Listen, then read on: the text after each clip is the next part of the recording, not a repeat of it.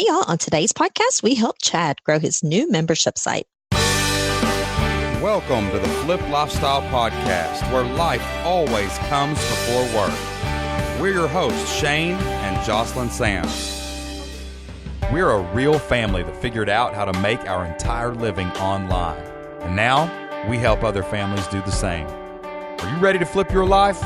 All right, let's get started. What's going on, everybody? Welcome back to the Flipped Lifestyle Podcast. It is great to be back with you again today. Super excited to welcome another member of the Flip Your Life community onto the show so that we can help them grow their online business and change their family's future. Today's guest is Chad Bostick. Chad, welcome to the program. Hey guys, so happy to be here, man. I've been a long-time listener of the show for many, many years, and I was honored and shocked that you guys invited me to the show, and just super, super pumped to be here. Well, listen, man, we reward action takers in the community, and we watch those forums like a hawk, looking for success stories, looking for great questions, looking for people that are following through with their action plans, and you earned your spot on the show today, man. So we're glad to have you. And I loved your success story. This is the reason that we chose you to be on the show today, because Chad put out that he got his first paid member. And that's something that's really exciting and that we always celebrate here on the show. And his success story says, I'm out of town for work, so I didn't think I would make much progress on my business this week. But while I was waiting for my flight Sunday evening, he had been to an event. I followed up with one of the folks that showed interest at my live speaking engagement. We've exchanged emails a few times this week, and last night he said he tried to sign up for my membership, but the site wasn't working. He asked my permission to PayPal me money. I said yes. That's amazing. Someone was literally like, can I just throw money at you? Because this is awesome. And that's what it's all about. It reminds me of that meme that says, like, shut up and take my money. Right, exactly. It was so odd because I didn't even know how to respond. Like, somebody literally was like, shut up and take my money. And I sat there, and there was all of these negative thoughts in my head, right? So I should say, no, I'm not ready yet. I'm not a real entrepreneur. I don't know what I'm doing here. But instead, thank God I have Gmail. So the Gmail client on my iPhone had responses built in at the bottom. And one of the responses was, sure. And so I just clicked the button. Oh my gosh. That is a great story, man. Yeah. What a first sales story. That is awesome. I love that. That is awesome. And like in the back of your mind, you're thinking, my sales process doesn't even work. Like, why do you want to give me money? That's amazing, man. Well, listen, let's back up. We're going to get deeper into that first sale, and we're going to talk about the next 100 sales as well. But before we do that, tell us a little bit about your background. Tell us, where you come from, what you do, and, kind of the life outside of this online business pursuit. Absolutely. So my name is Chad Bostick. I'm married 14 years to my beautiful wife, Shauna. We have 2 kids, 2 daughters. One is 9 and one is 2. And so we've kind of got the whole range of kids here in the house, and it's awesome. And I am a software developer, grew up as a software developer, and has been a very technical person inside the software development space for many, many years, the last 20 plus years. But what I struggle with my entire life has been anxiety. I have had really, really difficulties in creating relationships and talking to people and speaking up. And it really held me back in life and in my career. So when I first got my first programming job back in the 90s, I kind of lucked into it, and it was awesome and it was great, and I had a lot of fun. But then building my career and moving up took a lot of effort that I didn't know I was going to have to put into it. I showed up and I was a good employee and I did a great job. But after 5 years of the first company I worked at, I found out that I was one of the least paid people in the entire organization. And it was like really soul crushing. And so, there was a lot of other obstacles that I overcame. But after a while, I figured out that what I was really missing were soft skills. I didn't have confidence. I didn't have a good communication style, and I had no leadership skills whatsoever. So I worked on those. I developed those. And then my career started taking off. And I started getting new job offers. I started moving into management positions or being asked to be moved into management positions, even though I said no for many, many years on that. And then I've had amazing opportunities to work at big Fortune 100 companies and really small, awesome niche companies in a lot of different areas and work on some amazing projects, work with some amazing people. And yeah, that's what I'm doing. That's really interesting, Chad, and I can actually relate to your story in a lot of ways. First of all, I'm really into computer stuff, and I would even go so far to say is I'm a little bit of a nerd, or a lot of a nerd. Yeah. Our first dates when we first started dating in college, Jocelyn worked at the computer lab as the person who helped people with computers, and I would go sit beside her at the computer lab. Oh. Yeah, and what was funny is that I started out in college, my plan was to become a programmer. Like I used to program years and years ago. Yes. And yeah, and like, so in the midst of all this, one of the computer science instructors accused me of cheating. I think I might have mentioned this on the podcast before. I did not cheat, but she accused me of cheating. And after that, like, I just couldn't even think about programming anymore. Like, it really affected me that much. And along that line, I also suffer from anxiety. I've been dealing with it for, well, probably my entire life, but the last couple of years it's been really bad. So I can definitely relate to you on several different levels.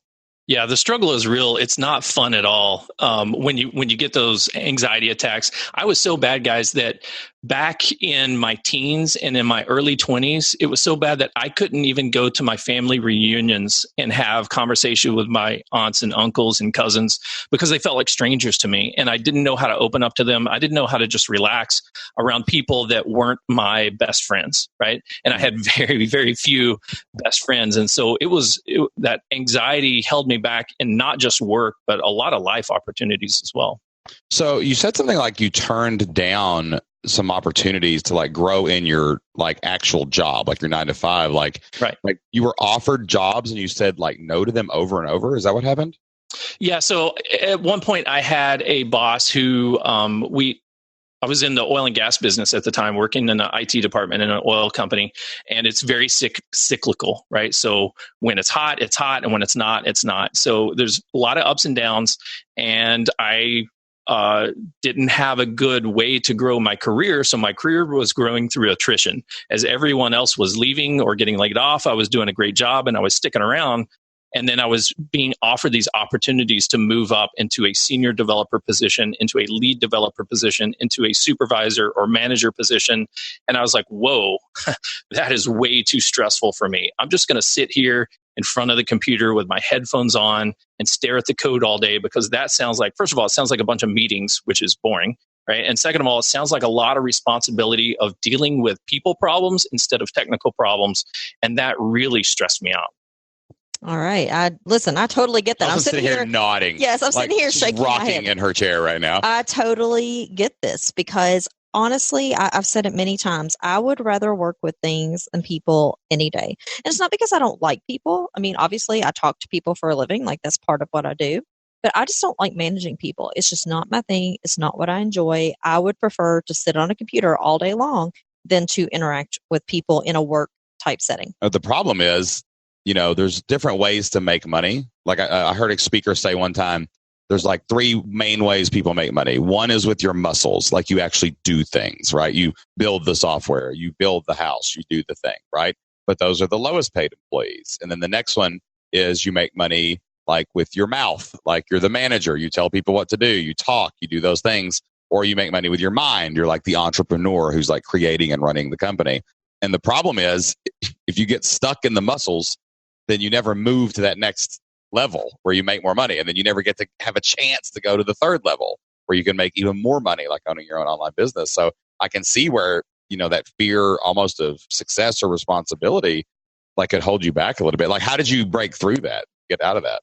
So first of all, in the software development space, it's a really, really hot industry, and not always the case that the manager makes more money. In some cases, the software developers make more money than the manager. I've had several software developers work for me over the last 8 to 10 years that they were in a niche and they had a skill set that was very, very hard to find, and they named their price. And we were like, shut up and take my money, right? Because we need this job done.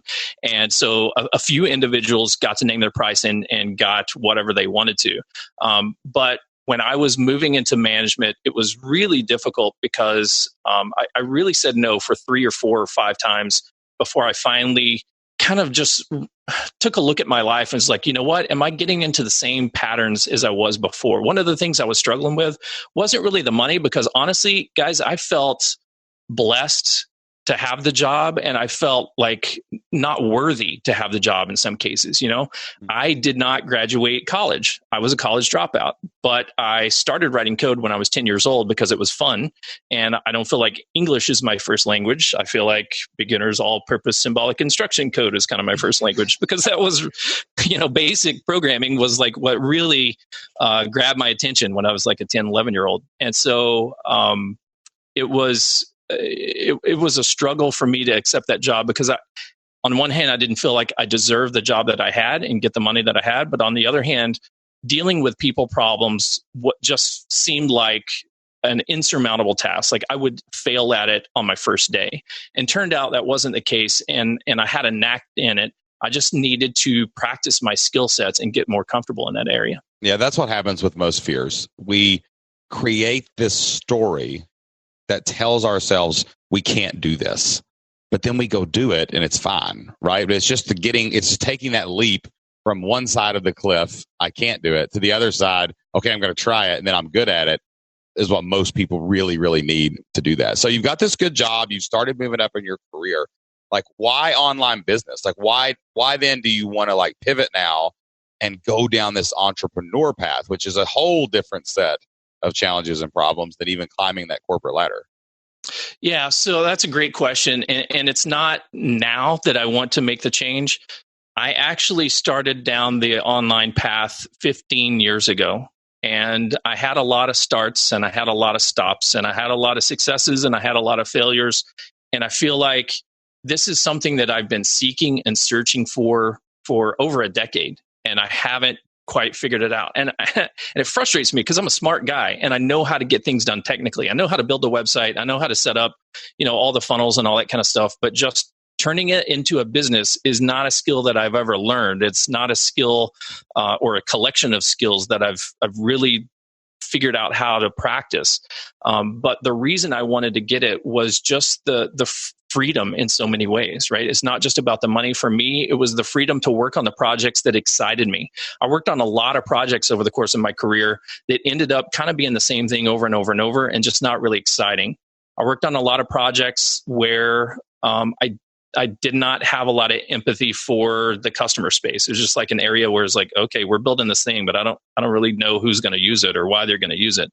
And just the project cycle, right? Of a project spins up and you work on it, and then a project spins down, and then the next project spins up and down. That project-based work has just kind of drained me over the course of the year. So what I want to do is get into a business where I have freedom and flexibility to work on the projects that excite me, to work with the type of customers that excite me, and to have that freedom to work anywhere in the world, however I want to do it. I love this part of your, we have a form that we fill out for everybody that's on the show, and it says, the 9 to 5 is slowly killing my soul. You have this like really matter of fact way that you like say things, and like it's really matter of fact. And all the way you get to that sentence, and it's like, now stop. We're killing my soul, right? But I think that so many people can relate to that. Oh, yeah. There are so many people listening to this right now that are like, yes, I totally get that. Like if it's almost just finding a purpose, and like every project has to have a purpose. Like I'm the same way. Like I get bored really, really easily, especially if someone else hands me something to do. Like even if I like to do it, if someone tells me to do it, it just like hurts me somehow because I don't feel like I'm like flexible and free, right? Like it's because you're the rebel. We just read a book recently. It's called The Four Tendencies by Gretchen Rubin. It's a really interesting book. But Shane is called the rebel. He doesn't want to meet other people's expectations, and sometimes he doesn't even want to meet his own. Yeah, I just want to get at like today's been the greatest day ever because we just had all these random things we've been working on. Jocelyn looked over at me. We recorded another podcast about 45 minutes ago, and she looked over and an email had popped up in her inbox. And she looked over and goes, did you just send that email or did you schedule it? And I go, nah, I just got bored and started writing it. So I like to just be like totally flexible and free and throwing emails out there and just doing all these different things. And, the 9 to 5, I've been in that grind, man. Like it can wear you down, even if it's something like you do feel blessed. Like when I got out of college, I went to work for my dad. He was an insurance salesman. He had a couple agencies, and and I got to go into insurance, and I worked in one of the offices, right? And I think I've told this story before, but I remember one day that I was, only about a year into it, and I was standing there leaning on the file cabinet, looking out the window, and across the street there was a herd of cattle, like cows, right? Mm-hmm. And they were just walking around, using the bathroom, eating whatever they wanted. Some of them had jumped in the pond. They were getting a drink. And I remember distinctly at that moment thinking, look how free those cows are. Man, I wish I was one of those cows. Because I was like, I felt so trapped in this 9 to 5 Never on another lifestyle. Podcast will you hear this story. No, I wanted to be a cow. At that moment, I knew that was my life stream, was to be as free as a cow in a field. So you heard it here first, folks, on the Flip Lifestyle That's Podcast. kind of what took me down even thinking about entrepreneurship. Even many years ago, before we ever did this, I actually started a couple websites probably 5 to 10 years before we ever even thought about doing our websites that actually succeeded this time.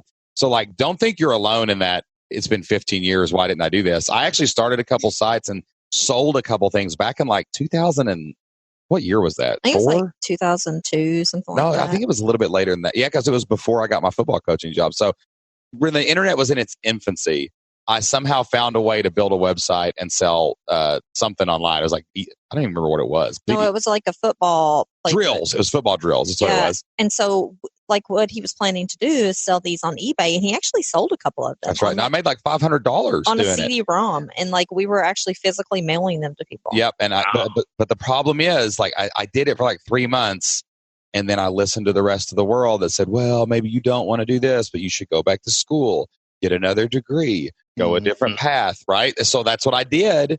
And then, something 10 years later, we get back into this. It bubbles back to the surface. We start our journey and we make it. So, dude, you are not alone when you feel like you've put this off and you can't figure out why. I look back sometimes and I'm like, oh my gosh, what would have happened if we had kept doing this back then? But you can't do that. You just got to move forward with what you got now. Okay, so we have talked a little bit about what you've been doing the past few years as far as, starting your online journey and trying to figure out what you're going to do. And where has this taken you? What have you been doing recently? So a few years ago, one of the next steps in the evolution of Chad and fighting my social anxiety and pushing myself past my personal barriers was I knew that I needed to launch a podcast. I wasn't quite sure how it was going to make money. And my wife and I were both kind of where's the sponsorships going to come from? But I just had this desire in me that I need to get out and I needed to start a podcast. So I did it the go big or go home way. And I started a 7-day-a-week show that was really, looking back, it was really about career development. But at the time, I didn't know how to articulate it. So every day of the week had its own topic. So Monday, motivation, Tuesday, productivity, Wednesday, leadership, Thursday, technology, Friday, people and communication, Saturday, entrepreneurship, and Sunday is what I call being unplugged, which was a joke because I was working 24/7 and didn't know how to be unplugged. But that was what I did, and produced 270 episodes, and it was awesome. It was fantastic. It really helped me put myself out there, not just in my job, but outside of my job, and start to build a brand and start to connect with other people. Meet hundreds and hundreds of software developers and entrepreneurs and business leaders and managers all across the world. And that was fantastic. But there wasn't any money in sponsorships, or maybe there was, but I didn't know how to tap into it. So after a while, that shut down. We had a personal event where a little girl needed our help. And so we ended up adopting her. But through the adoption and fostering process, I had to get another job. It was a serendipitous moment where I was actually on a call with a recruiter who was trying to recruit me for a manager job. And my wife was on a call with Child Protective Services who was trying to help us, get this baby. And I was saying, no, I'm doing my podcast and I want to figure out how to turn it into a business. And the lady that was talking to my wife was telling my wife, you have to quit your business and get a job, or your business has to be successful for 3 years before you can get this baby. And so my wife was grabbing my shoulder, shaking me, trying to get my attention and say, Chad, you have to get a job now. Otherwise, this baby goes and lives with somebody else. I said, okay, so tell me about this job again. Sounds very interesting. I want to take it. Right, exactly. So put a pause in the podcast. But now, after 2 years of reflection on what that show was about, it was really about me trying to explore my career development path and all of the obstacles that I've overcome in my career and the transformations that I've had in my life and my career, and trying to help others, see that transformation is possible in their own lives and in their own careers. And so now what I've done is kind of focus all of that energy down into a more succinct, clear message. And that is, I help software developers and IT professionals build their confidence, their communication, and their leadership skills so that they can get better jobs, make more money, and have a bigger impact on the world. Yeah, I love how this says in your form too. It's like you recorded, you'd heard John Lee Dumas, and you just went all in making podcasts every day of the week. You did 270 episodes, then it says, I made $2,000 in ads, but I spent $3,600 in audio editing. Yeah, yeah, that's amazing. That's a common theme though, like, because you kind of have to invest and spend up front when you're starting your business. Like, everyone's first year or two probably looks, in the red, right? Because you have to get ahead of the game. And then when you start making money, like, there's only a $1,600 difference there. If you go out and sell 100 memberships or whatever, you're going to make all that money you originally invested back. And all those building blocks have stacked up and led you to the place that you are today, where you actually can succeed and make that first sale and do those things. So, that's not wasted effort or time by any means. It's just learning, figuring it out. And now what that clear vision looks like because you did all those things in the past.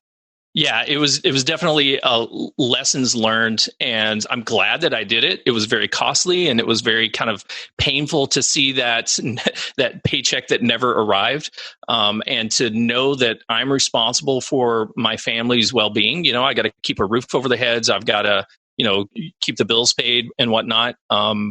But it wasn't happening, and I felt like a failure. Like, why is this not working? Again, I'm a smart guy.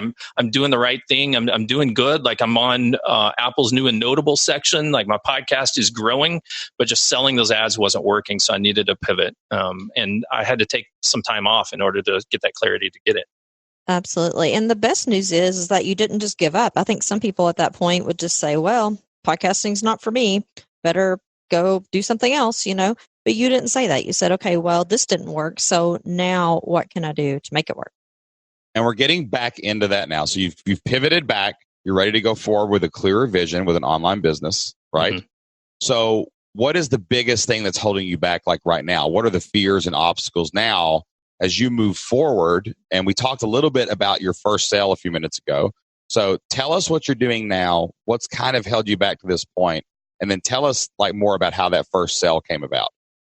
Yeah, so the first sale that came about was really, I feel like I kind of lucked into this client where I gave a presentation at a local event, and I hadn't really prepared a whole lot of information for that event, but I knew that I wanted to get back in touch with that side of me that was doing the podcast. I hadn't done any public, I'd actually never gotten up in front of a live studio audience, right, and spoke. I've only hidden behind the microphone. And so I knew that I wanted to speak in front of this audience. And so I bounced a couple of ideas off my buddies and had the idea for career design patterns.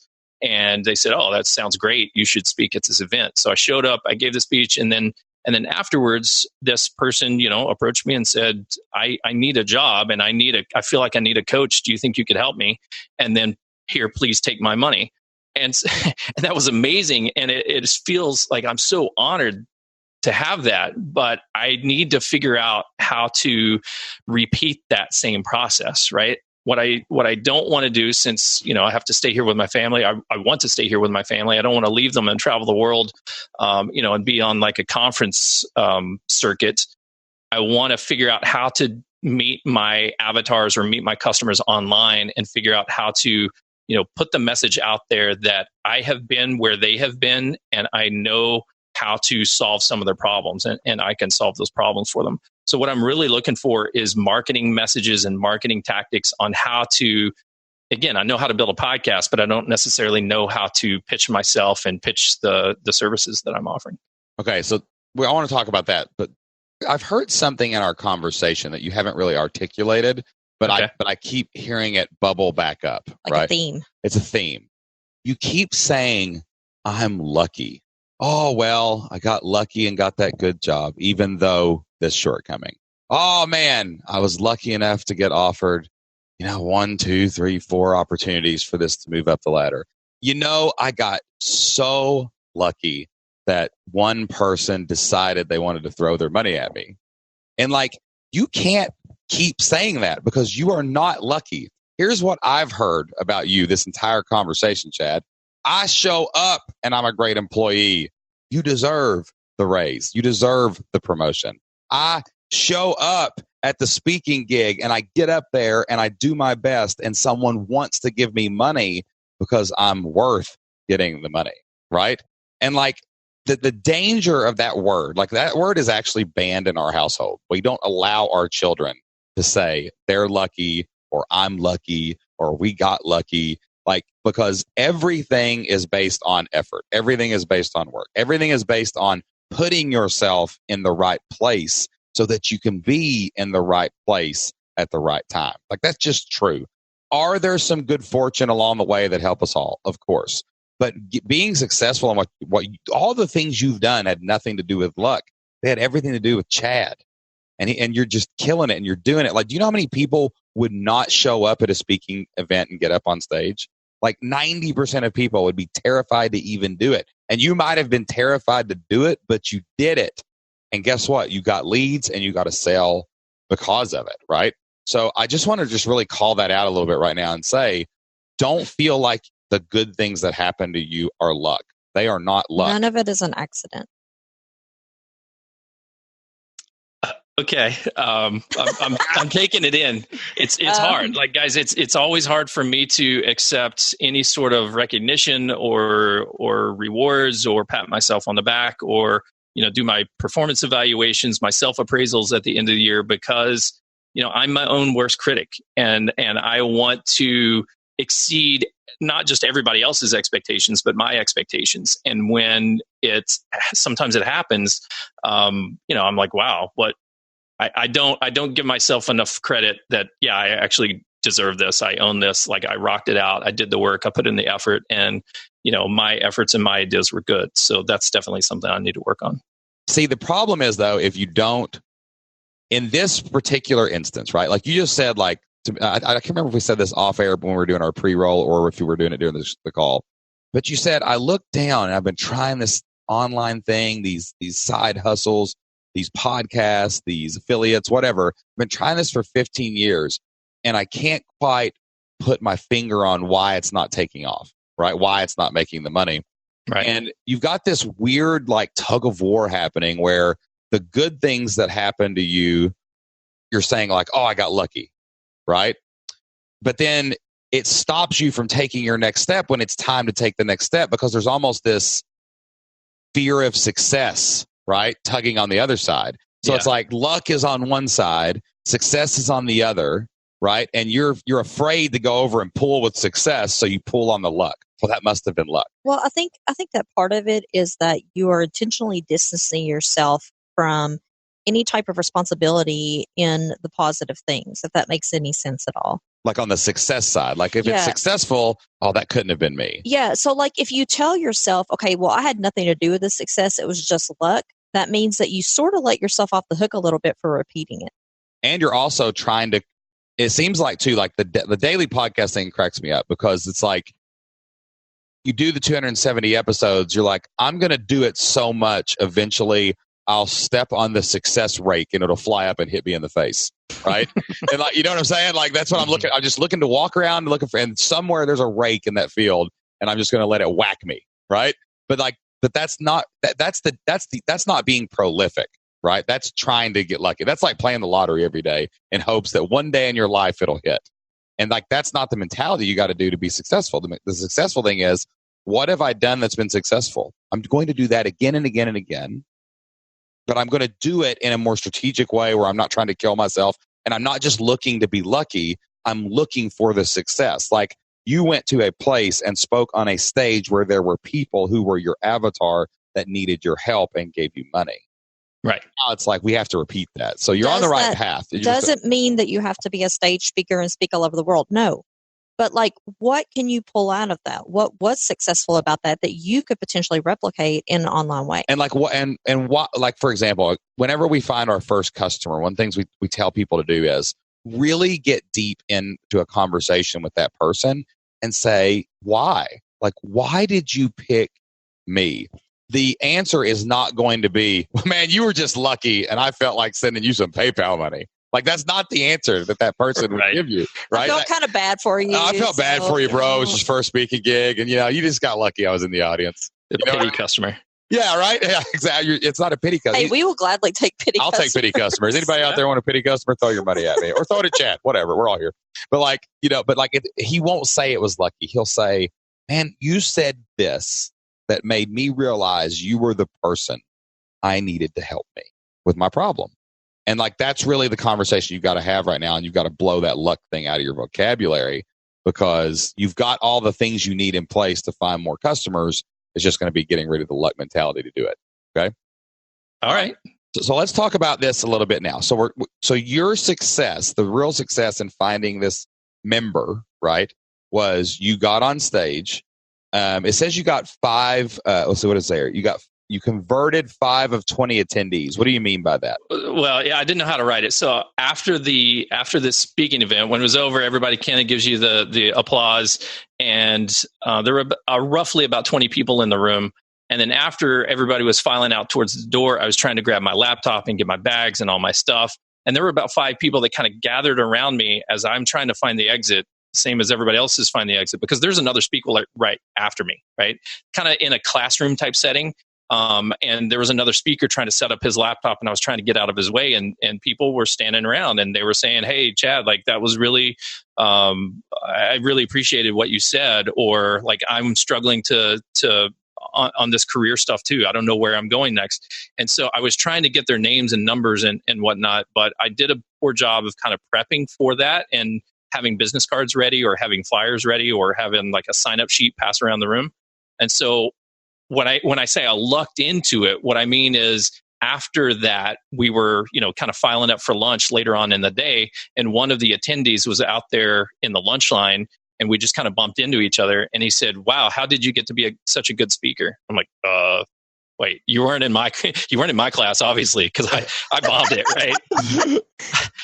But no, we sat down and we had a great conversation, and he got really, really emotional about, just me spending time with him and sharing some of the struggles that I've struggled with over my career, and some of the challenges that I've overcome with social anxiety. And I think it just struck a chord, and it struck a nerve.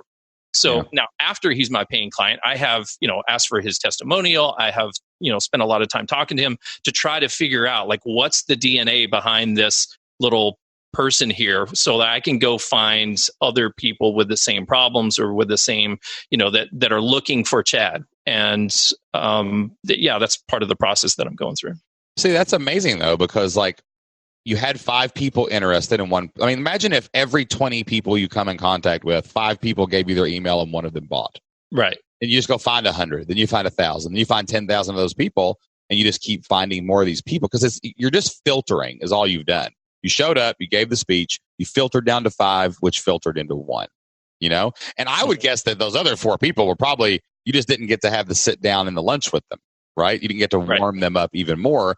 So there probably might have been 4 more customers sitting there. Okay, so here's the thing, Chad. First of all, I'm pretty sure we were separated at birth.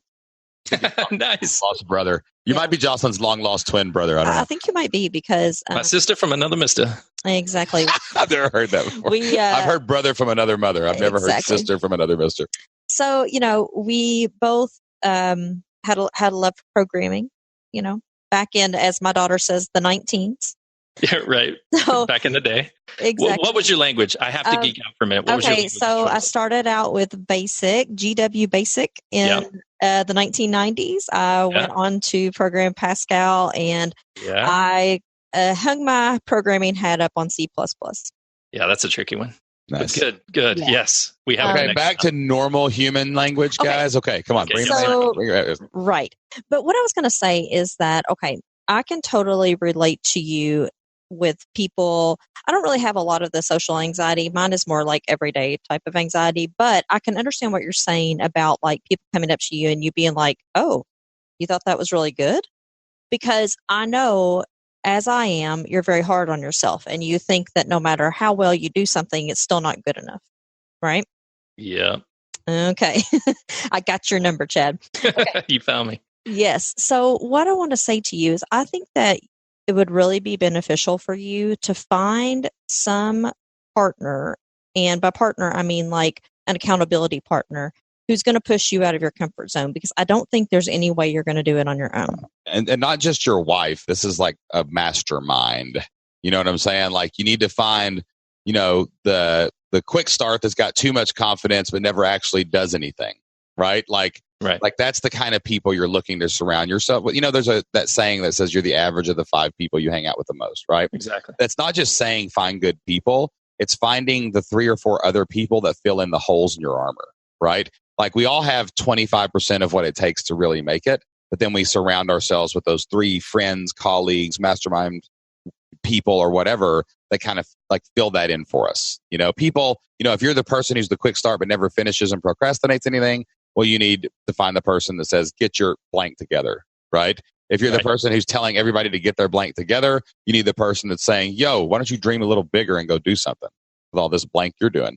You gotta make sure you've got the right people in this space that are feeding you to be able to do that. Okay. And the good news is you're already a part of that in some ways. Like you're already a part of our community. You post in our community, obviously, but go out there and say, hey guys, I'm a doer. I'm a person who likes to mark items off a checklist. I have trouble believing I'm good enough. Whatever the issues that you're facing are, I need someone who has the opposite skill sets, the opposite talent, I guess you would say. And let's form a mastermind together. Right. Yeah, so we can just meet together and talk or whatever. It doesn't have to be an official, we meet every Monday night and we have a 15-minute hot seat type mastermind. It doesn't have to be that. You guys could add each other on Voxer and just talk every day and say, hey, today I'm working on this. I'm worried about XYZ. And this person would say, okay, well, here's the thing, Chad, get out of your own way. And that's something I have to say to myself all the time. So I'm not picking on Chad.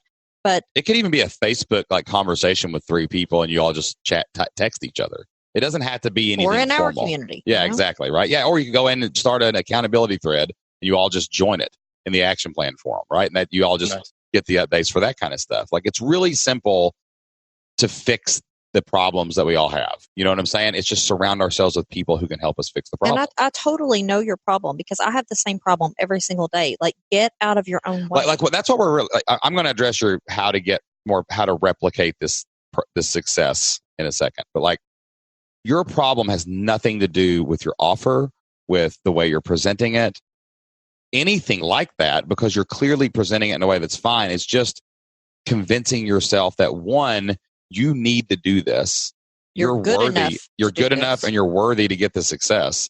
And finally, that people need you. Like that person, whenever I hear someone say, and then that person got emotional, like I can't tell you how many people have like broke down crying with me and Jocelyn, right? Like, and that's when you know that someone needs you to get this right. Like you said, they needed me to not do the podcast anymore so that this little girl would have a home with us, right? That moment of clarity gave you the catalyst to take that action, correct? And exactly. And you've got that same thing right here. Whenever you have the doubt, whenever you feel lucky, whenever you do that moment of clarity with that emotional person who needed your help has to make you take the next step. Okay? Got it. Yeah, there's folks out there who are struggling with some of the struggles that I've overcome in my life and in my career. And if I am not actively trying to find them and help them, then I am doing them a disservice. It is my responsibility to track them down, to find them, and to help them get past those obstacles. And that'll help me sleep better at night. Exactly right.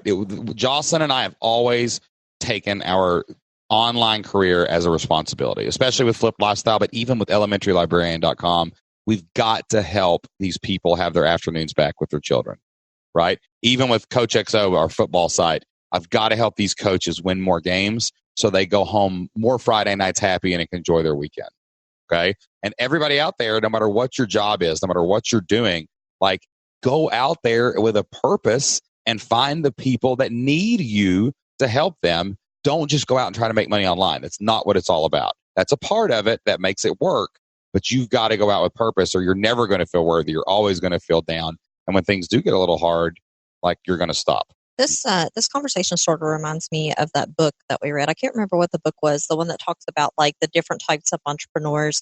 And like one of them's the reluctant hero or something like that. Was that probably .com secrets, I would say. Yeah, I can't remember. But anyway, I can relate to that because, I feel like my life is a mess. Like every day I screw something up. Like, all these people are looking to me for inspiration, information, just to inspire them to move forward.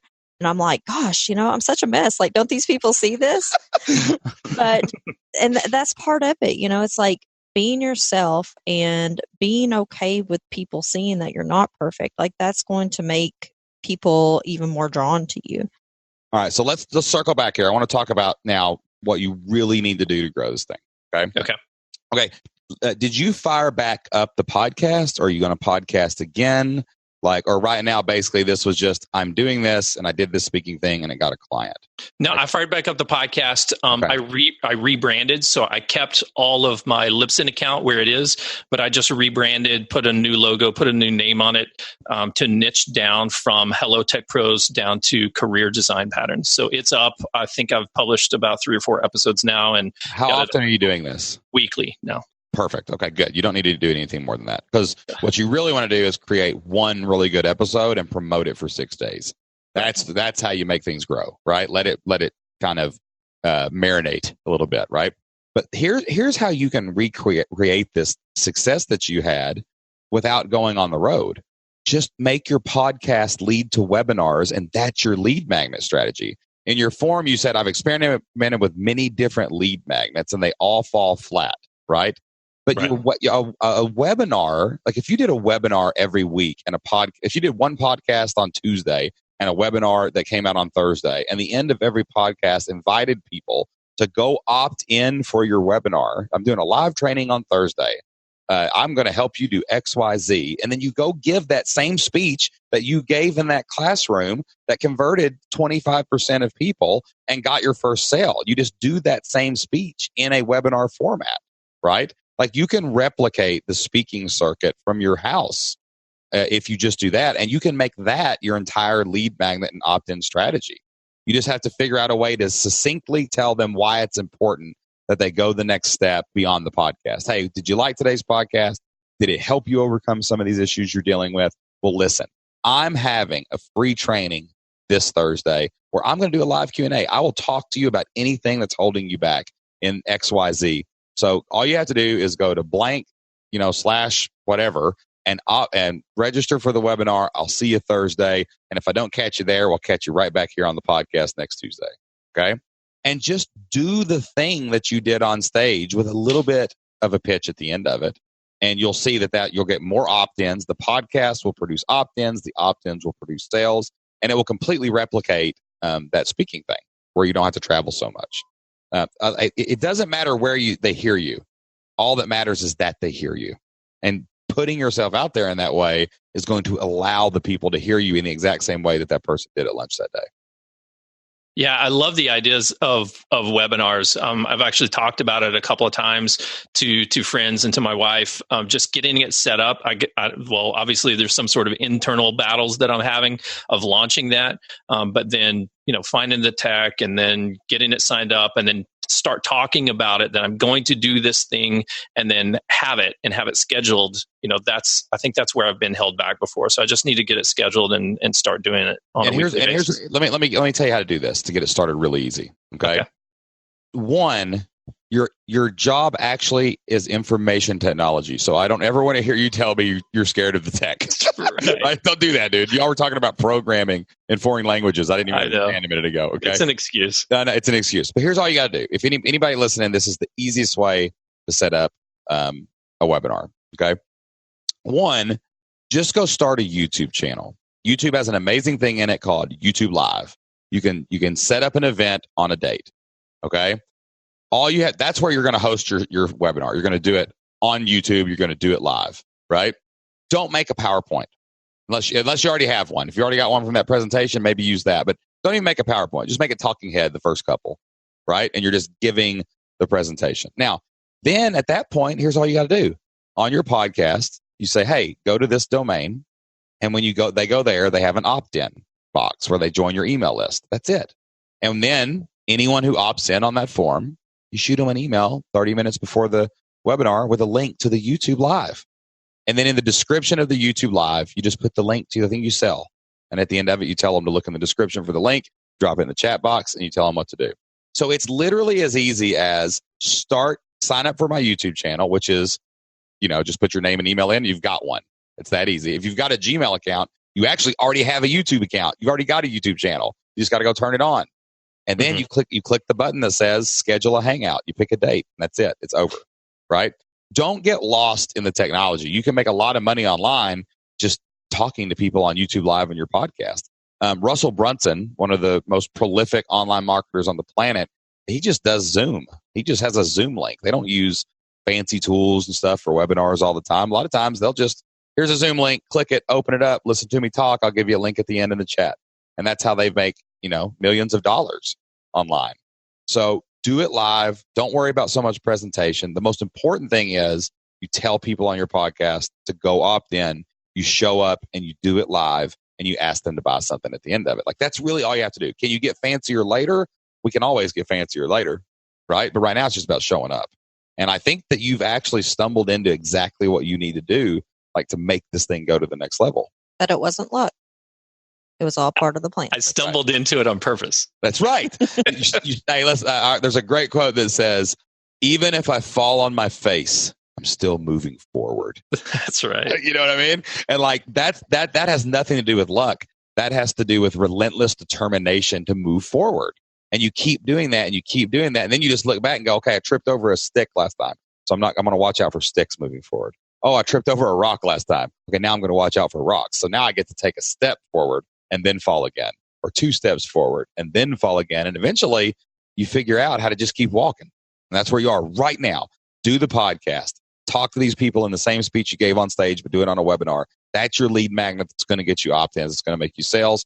Do that 52 times in the next year and see where it takes you. It's going to make your business blow up. All right, Chad. It has been quite I guess you'll call it a smackdown of a conversation. It has been a little crazy, but you know what? I kind of feel like I'm talking to myself, and I know how to relate to you because it's how I would relate to me. It's how other people need to relate to me. So take a lesson over there, Shane. I relate to you just fine. This is exactly how I talk to you sometimes. What are you talking about? Yeah, this is like pretty much daily. So anyway, all right, as we wrap this up, Chad, it's been awesome talking to you today. We have really enjoyed just learning more about you and your business. We always ask people before we go, what is one thing that you plan to do in the next 24 hours or so based on what we talked about today? So I think the first thing that I have to do is go find myself an accountability partner that will help me push past these barriers that I have. So I'm going to reach out in the forums, first and foremost, keep it simple, reach out to my community, Flip Lifestyle community, and put it out there and say, hey, I need an accountability partner who's going to check on me and make sure that I'm actually doing the webinar and I'm not just like pretending that I'm going to do the webinar someday, but not really. So I need that accountability partner to keep me on track. Yeah. And the awesome thing is that you have something to offer them as well. You have the ability to get things done, and, someone else has the ability to like dream a little bigger and make you think in those terms. Also, too, I would challenge you actually as soon as you get off this to set up that YouTube channel. And the next time you record a podcast, tell people that you're going to do something and have that opt-in ready to go, right? Like, if you will go ahead and start the YouTube channel and create the opt-in page, now you've got everything in place. There's no excuses anymore. It's just a matter of you actually doing it on your podcast. Does that make sense? Yeah, that makes sense. Yeah, so build the thing and go do that, and you'll be right on your way to making it happen. All right, buddy. Well, listen, we've got to go. I hate that this conversation has to end, but I just want to thank you really quick, man, for being so transparent because, it's hard to talk about the things that hold us back. It's hard to talk about, dealing with anxiety and, having that fear of success and feeling, lucky sometimes. We all get there. But you've overcame a lot of that. You're still overcoming that. And now you're going to help other people do it, dude. And that's pretty impressive. So I know you've helped a lot of people who are listening to the Flip Lifestyle podcast today, and we just thank you for being on the show. Thank you so much for having me. I can't express how much I appreciate you bringing me on the show and giving me this awesome advice. I'm going to take the action and flip my life. Awesome. We cannot wait to see what happens next. All right, guys, what an amazing conversation with Chad today. Man, we just tackled some big fears, some things that hold a lot of people back. And that's what we want to do for you inside of the Flip Your Life community. Maybe you need an accountability partner like Chad did. Maybe you need to go in there and ask some questions. Maybe you just need to celebrate some of the victories and things that are happening in your life. Maybe you might be the perfect accountability partner for Chad. That's Maybe right. You're listening to this and you're thinking, I need someone who can get things done, and I'm a big dreamer. Okay, join and hang out with Chad. All you have to do is go to flippedlifestyle.com/flipyourlife. That's FLIPYOURLIFE, all one word, flippedlifestyle.com/flipyourlife. And you can join the most amazing community of online business owners and entrepreneurs anywhere, family-focused, real people who are out there trying to change their life. We would love to have you in our community as well. Go to flippedlifestyle.com/flipyourlife, and you can join today. Before we close, we love to end each podcast with a Bible verse. Jocelyn and I draw a lot of our inspiration from the Bible, and there's a lot of great stuff in there about owning and operating a business. Today's Bible verse comes from Philippians chapter 3, verse 13, and it says, "But one thing I do, forgetting what is behind and straining toward what is ahead, I press on toward the goal to win the prize." And that's what we all have to do. It doesn't matter if you've been trying online business out for 10, 15, 5 years. Maybe you're just starting your journey. It doesn't matter about any of the failures in the past. It doesn't matter about what you've done before. All that matters is what you do next. So keep straining toward what's ahead and keep doing whatever it takes to win the prize, and you'll get there eventually. That's all the time we have for this week, guys. Until next time, get out there, take action, do whatever it takes to flip your life. We'll see you then. Bye.